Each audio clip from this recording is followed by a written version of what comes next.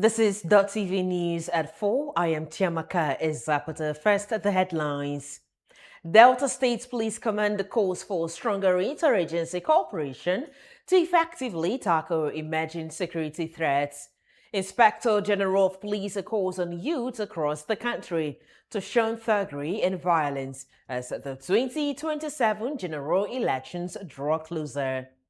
Presidential candidate of the ADC, Atiku Abubakar, reaffirms his promise to restore fuel subsidy if elected president in 2027. And United States pauses immigrant visa applications worldwide. Now, the details. The Inspector General of Police has advised youths across the country to shun thuggery and all forms of electoral violence as the 2027 general elections draw nearer. The call was made as the Nigeria Police Force joined the rest of the world to commemorate the 2026 International Youth Day in Delta State. Priscilla Ifanyi had the details. Elections in Nigeria are often marred by political thuggery and violence, leading to the destruction of properties and, in some cases, loss of lives.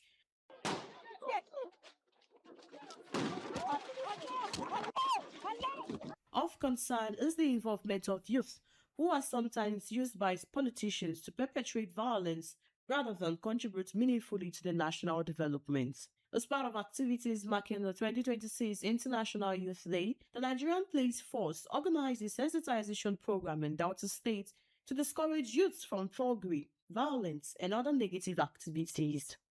To sensitize the youth, to let them know that their lives matters and there is life after political electioneering campaign and voting. There is life after it. The Inspector General of Police don't want to lose any youth, and they don't want any youth to be victim of any political violence. He doesn't want them to participate in any violence activities. He wants them to participate in political activities by voting the right person of their choice, and ensure that this nation move forward. The program also featured the launch of a national campaign against political and digital thuggery, tagged My Future is Greater Than Political and Digital Thuggery. Resource persons at the event spoke on ways of empowering youth to become responsible citizens and contribute positively to society. They are already the leaders of today. Our advice is that none of them should involve in violence, none of them should be involved in drugs, none of them should be involved in anything that is against our Nigerian laws.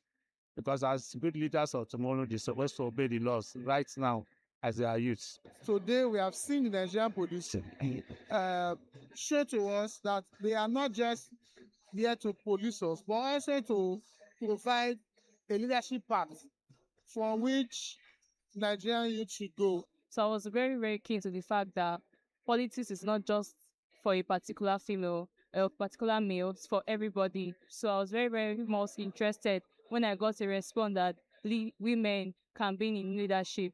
And I'm very, very happy because I'm pushing towards that narrative. The event ended with a renewed call on youth to reject violence and refuse to be used by politicians to undermine the peace and stability of the nation.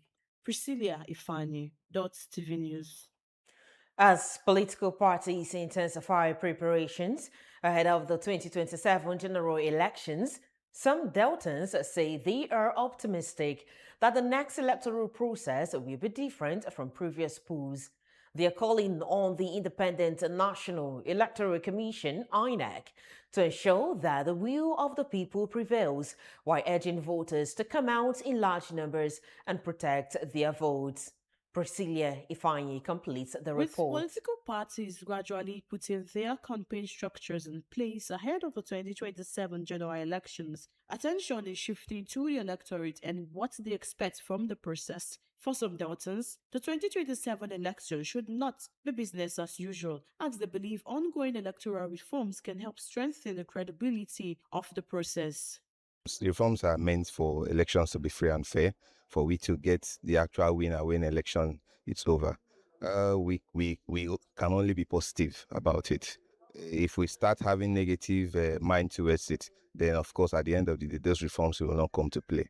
The way Nigeria is going, if we take a lead from what happened in Osun State, it might not be a business as usual because people are taking their destiny into their hands. That's where I see the whole thing. You see, Adeleke is accepted by the people, and people fought for the mandate, and they got it. And I see that replicating in other states, like Delta State and others. Beyond reforms, voters say the responsibility for a credible election also rests with INEC, urging the electoral umpire to remain impartial and ensure that the outcome reflects the choice of the electorate. And like INEC is the umpire, and are going to, personally, I believe they are going to do the right thing. They've done the right thing in Osun State, and I still believe they are going to do the right thing this time around. A lot of people are hoping that let there be changes, let the vote count, and by God's grace, we hope that next election is going to be a free and fair election. They also called on Deltans to actively participate in the electoral process by coming out in large numbers to vote, rather than leaving the decision to a few. But beyond casting their ballots, they say voters must remain vigilant and protect their vote until the final results are announced. So a lot of people don't even come out to vote, and they will be telling that INEC will ring the election, INEC will ring the election. And this gives most times the opportunity for INEC to do so. I do understand, but if the people come out in mass to come and cast their vote, INEC will not be able to ring the election. Come 2027, I advise all Deltans to come outside and vote. They should take a reference to what happened in Osun State, hereby both political parties were saying that it was going to be ringed. But I believe from what happened in Osun State, Deltans should learn from there that come 2027, they should come out en masse and cast their vote for their preferred candidate. As preparations gather momentum, the message from these voters is clear. Political participation must go beyond campaign promises. With the 2027 general elections still ahead, Deltans are demanding an electoral process where every legitimate vote counts and the will of the people prevails. Reporting from Asaba, Priscilla Ifani, Dott TV News. The Delta State Police Command has called for stronger interagency cooperation and timely intelligence sharing to effectively tackle emerging security threats. The Commissioner of Police, Delta State Command, CP Yemi John Oyeniyi, made the call on Tuesday when participants of the Advanced Defense Intelligence Officers course ADIOC 16 2026 of the Defense Intelligence College, Karu, Abuja, visited the command on a Nigeria study tour. The 20 participants and senior staff of the college were led by its commandant, Commodore U.N. Bugaji, and received by the commissioner and members of the command management team. Speaking on the theme, strengthening national resilience through integrated multi-agency coordination and regional security cooperation, CP Oyeniyi said the complex nature of contemporary security challenges requires security and intelligence agencies to work closely and share information promptly. He stressed the importance of joint operations and sustained collaboration while highlighting the command's achievements in intelligence-led policing and cooperation with other security agencies. The visiting officers also engaged the commissioner and senior officers in a question and answer session on intelligence gathering, crime prevention, and security operations. The Delta State Police Command reaffirmed its commitment to strengthening cooperation with security and intelligence agencies to protect lives and property and maintain peace across the state. President Bola Tinubu has described the Hausa people as great pillars of Nigeria's unity and progress. The president made the remarks in a message on his X handle on Wednesday to commemorate Hausa Day, being celebrated at the historic Daura Palace. Tinubu said the Hausa language has flourished into a major language of unity and commerce across the country. He congratulated the Hausa community on the occasion, stressing its cultural and national significance. Hausa Day, also known as World Hausa Day or Ranar Hausa, is observed annually on August 26. The Chief of Army Staff, Lieutenant General YD Shaibu, has charged the senior Nigerian Army commanders to strengthen strategic leadership and professional competence in tackling the country's evolving security challenges. Speaking at the second Senior Command and Leadership Seminar 2026 in Kaduna, Shaibu said the commanders must remain innovative and exercise a sound judgment amid terrorism, insurgency, banditry, cyber threat, and information warfare.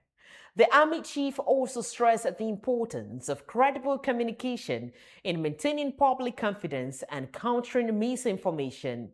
He directed commanders to uphold the rules of engagement, respect human rights, protect civilians, and ensure accountability, warning that indiscipline and unprofessional conduct could undermine the Army's credibility. Presidential candidate of the African Democratic Congress, Atiku Abubakar, has reaffirmed his promise to restore fuel subsidy if elected president in 2027. Speaking in Abuja on Tuesday, Atiku disowned comments by his media aide, Paul Ibe, saying the aide was not speaking on his authority. Atiku said the proposed subsidy would not return Nigeria to the former import-driven regime.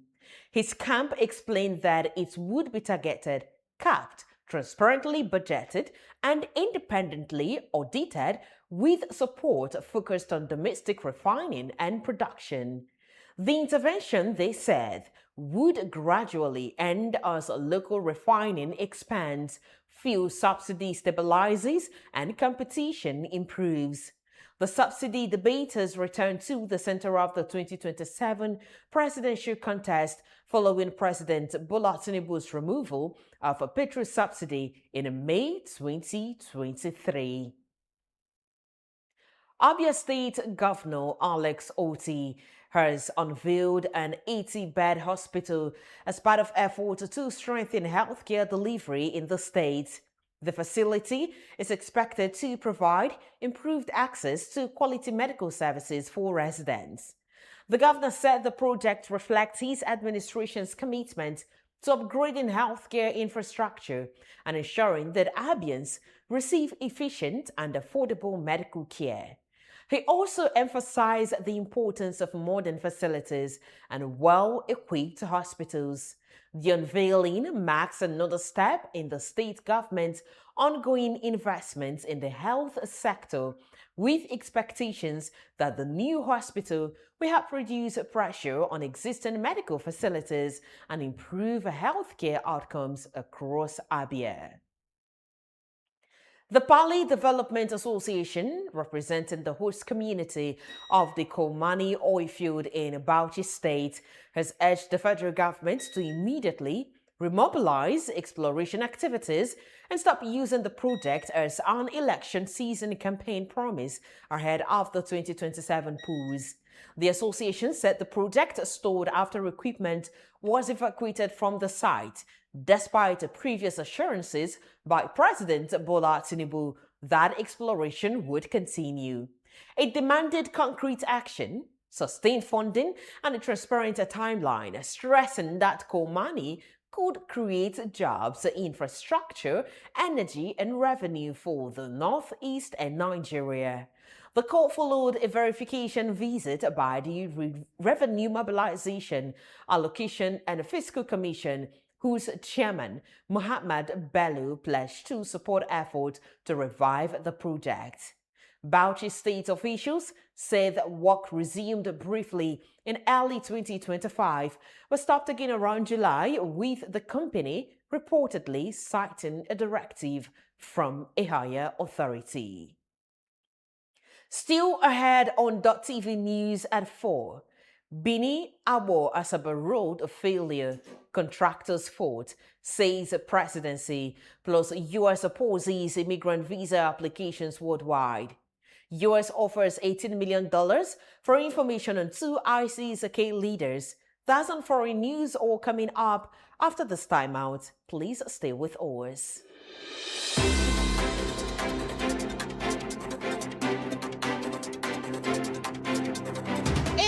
streets of Asaba, where the street tells the stories every single day. From the corridors of powers to the decisions shaping governance and politics in Delta and Nigeria.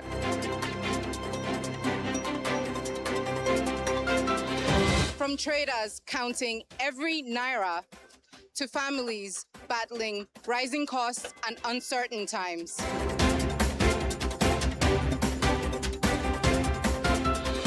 From football pitches to sporting successes to the major developments making the headlines all over the world.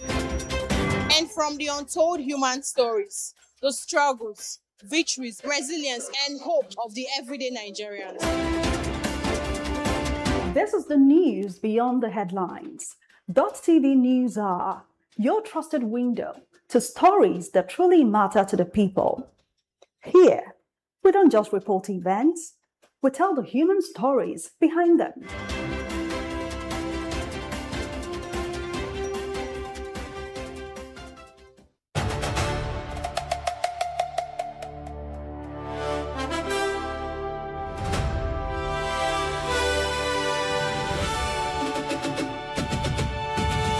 Thanks for still being there. Now the rest of our stories. The presidency has described the recent failure on the Benin-Abo-Asaba Expressway as an isolated incident and blamed the contractor handling the project. Special advisor to the president on media and public communications, Sunday Dare, said the federal government responded swiftly by deploying the works minister and other stakeholders to the affected section and demanding immediate action. Dare, who spoke after Works Minister David Omahi inspected the troubled road, apologized to commuters and ordered moves for its redesign and total reconstruction. The minister had condemned the concessionaire handling the project, saying palliative repairs would not be enough to address the deteriorating condition.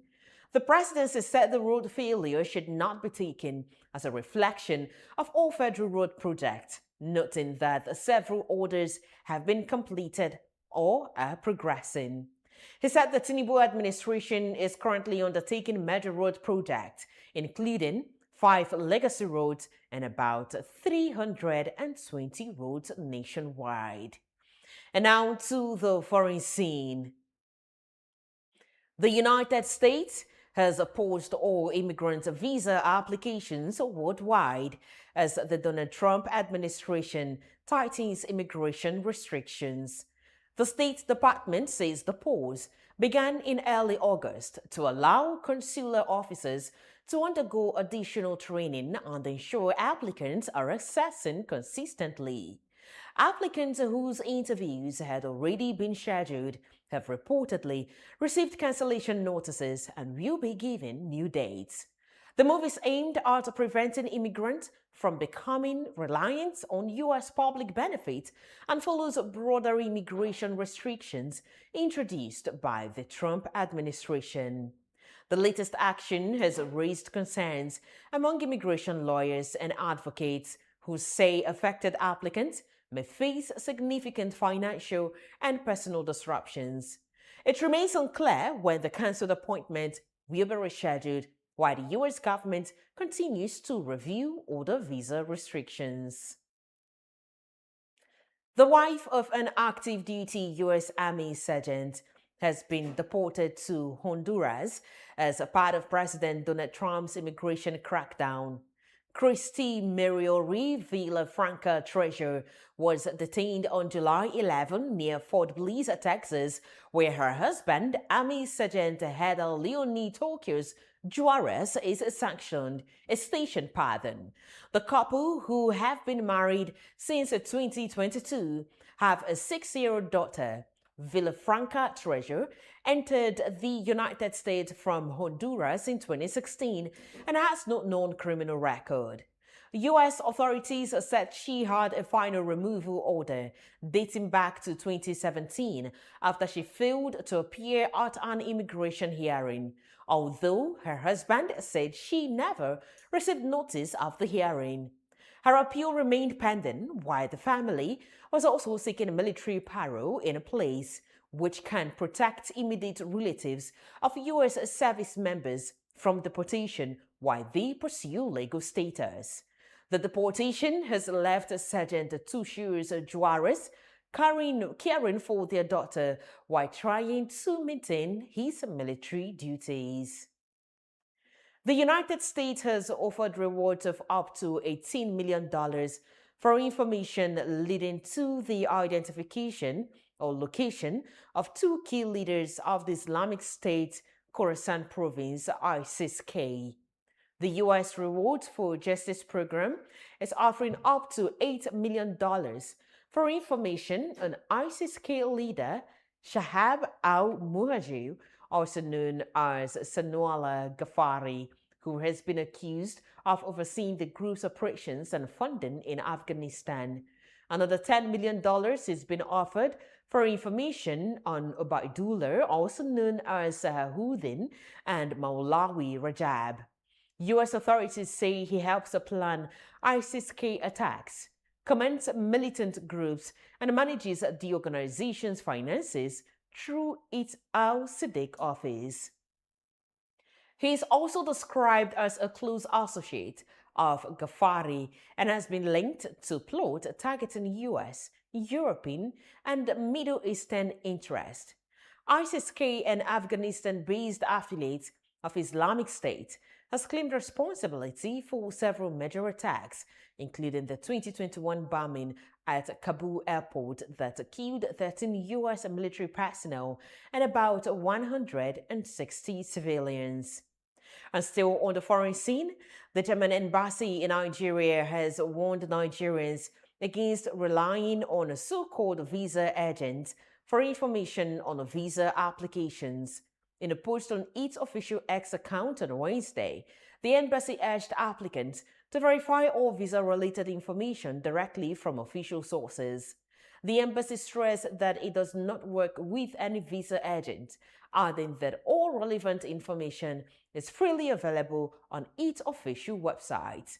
It also encouraged Nigerians to share claims they have had from visa agents so the mission can clarify them.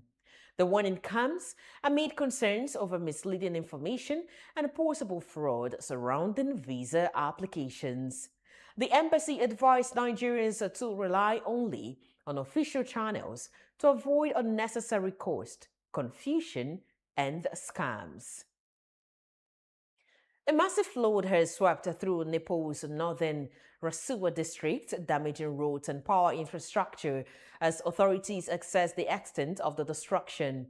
Nepal police have urged residents living near rivers to relocate, while the Nepal Army has deployed helicopters and disaster response personnel to the affected areas. Prime Minister Balendra Sao has also convened an emergency meeting to coordinate relief efforts. The Nepal Electricity Authority says about 430 megawatts of power generation capacity, including hydropower and solar facilities, has been damaged, while several highways have been closed. The flooding comes amid Nepal's annual monsoon season, which regularly triggers deadly floods and landslides. And as for the foreign stories, for sports stories, let's join Anthony Uche. We begin on the continent with news that Ethiopia has officially applied to host the 2028 Africa Cup of Nations. If successful, the nation of roughly 130 million people would welcome Africa's premier football showcase back for the first time since 1976. Leveraging its status as the diplomatic heart of the continent to the African Union headquarters in Addis Ababa. However, the ambitious bid confronts notable hurdles, including ongoing regional security challenges and insurgencies across the Amhara and Oromia regions, alongside lingering tensions in Tigray. Organizers will need to address these stability concerns convincingly to reassure continental football authorities that the tournament will be secure and successful. Now to tennis, former Wimbledon champion Marketa Vondrousova has lodged an appeal with the Court of Arbitration for Sports, challenging her 4-year ban for refusing an out-of-competition anti-doping test. The International Tennis Integrity Agency banned the 27-year-old Czech player in June after denying a doping control officer entry to her home in December 2025, a penalty that sidelines her until June 2030. CAS has confirmed the receipt of the appeal, although a formal hearing date remains pending. Still on tennis, the blockbuster mixed doubles pairing of 7-time major winner Carlos Alcaraz and 23-time Grand Slam champion Serena Williams generated immense excitement at Flushing Meadows. Playing his first competitive match since April due to a wrist injury, Alcaraz joined forces with Williams, who was competing in New York for the first time since 2022. However, their run was cut short in the quarterfinals by Italy's Flavio Cobolli and Swiss partner Belinda Bencic, who secured a 5-4, 4-1 victory. Elsewhere in the tournament, top seeds Novak Djokovic and Aryna Sabalenka suffered a first-round upset against Henry Patton and Siniakova Katarina, while other high-profile pairings like Gael Monfils and Elena Svitolina advanced to the semis. To round things off, RB Leipzig has secured the return of French forward Christopher Nkunku on a loan deal with an option to buy from AC Milan. The 28-year-old previously starred for the Bundesliga club from 2019 to 2023, netting 70 goals, winning 2 German Cups and claiming the league's top scorer award in his final season. Meanwhile, Brighton and Hove Albion have completed the signing of Algerian defender Yoann Haidam from Swiss champions Young Boys on a deal running through 2031. In other major transfers, Manchester United strengthened their midfield by acquiring Carlos Baleba from Brighton on a contract through 2031 with a club option for an extra year in a deal worth an initial £65 million plus £5 million on add-ons. Tottenham Hotspur also confirmed the signing of Brazilian winger Savinho from Manchester City for £75 million plus £10 million in add-ons, pushing Tottenham's transfer spending to over £300 million under manager Roberto De Zerbi following their narrow escape from relegation last season. From the sports desk, Anthony Uche reporting for Dott TV News. To end the news, here are the highlights. The Inspector General of Police has urged youths across the country to shun thuggery and all forms of electoral violence as the 2027 general elections draw closer. The call was made as the Nigeria Police Force joined the rest of the world to commemorate the 2026 International Youth Day in Delta State. And on the foreign scene, we also told you that the United States has opposed all immigrant visa applications worldwide as the Donald Trump administration tightens immigration restrictions. The State Department says the pause began in early August to allow consular officers to undergo additional training and ensure applicants are assessed consistently. And that's all we have for you on Dott TV News at 4. Thank you for your time. I am Chiamaka Ezapota.